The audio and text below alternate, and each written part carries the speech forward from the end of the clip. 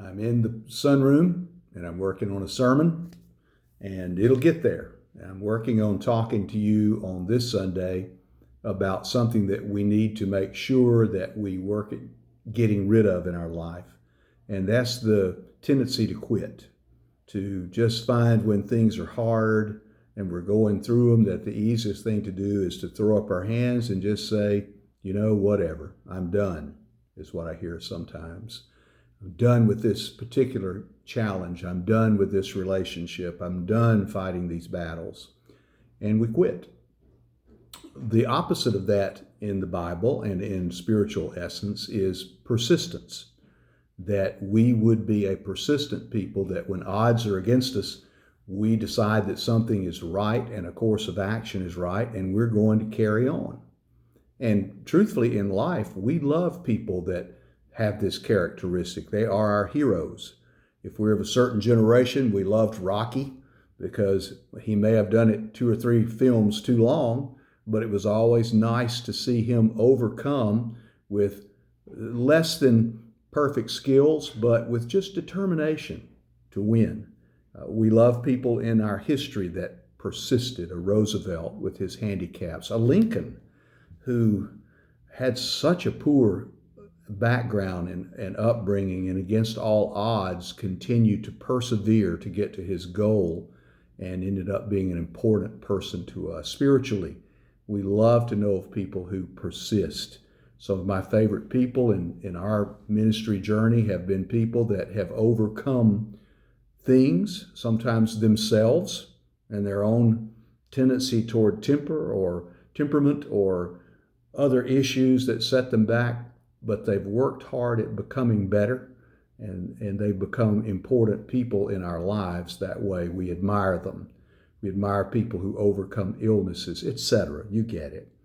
Well, Sunday we're going to look at the parable of the widow and the judge. And one thing I would say to you as you read through Luke 18, 1 through 8 this week is go ahead and throw out the window right now that the passage is talking about if we holler long enough for something, we'll get it. Now that can work sometimes. I've seen it work in the toy store.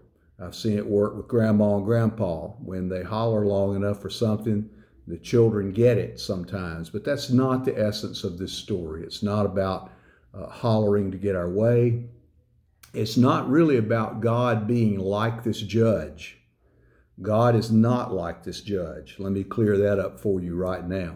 The judge is a character in this story that does not represent really the character of God that Jesus is trying to show us in this parable. So as you read the parable, think about persistence and the need for it in your own life. Think about how much Jesus must love for us to hang in there and be persistent.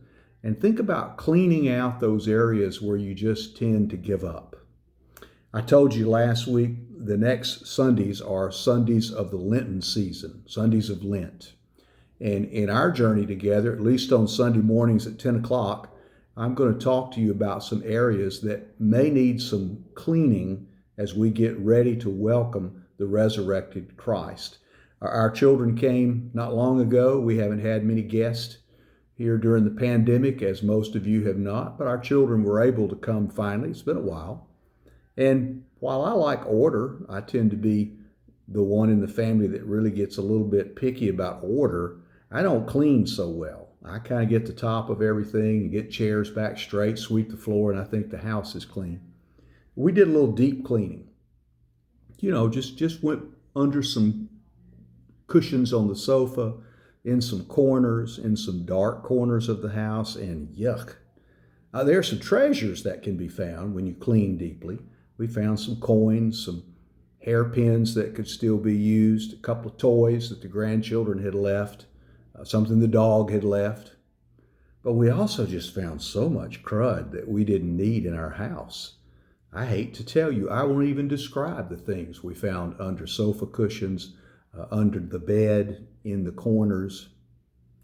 I guess what I'm saying to you is, why not use these 6 Sundays as a way to look deeply at your own life and spend some time with some cleaning. It's good for all of us. We all need to stop and do that from time to time. And this week, we'll look at why do we give up sometimes and how can we overcome that?